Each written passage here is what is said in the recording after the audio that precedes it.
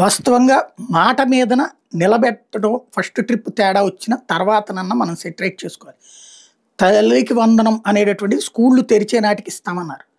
క్రిందటిసారి స్కూళ్ళు తెరిచారు, ఇవ్వలేదు. లాస్ట్ ఇయర్ పైసా ఇవ్వలేదు.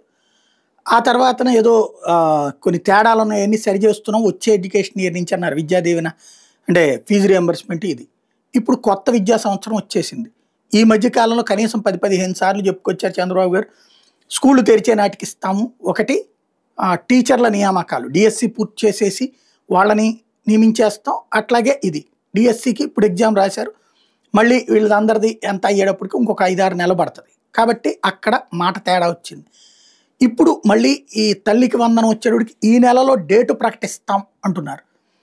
అప్పుడు ఎలా కరెక్ట్ అవుతుంది అంటే మళ్ళీ దానికి ఇంకొక సమయం తీసుకునేటటువంటి పరిస్థితి. కరెక్టా ఆలోచించుకోవాలి.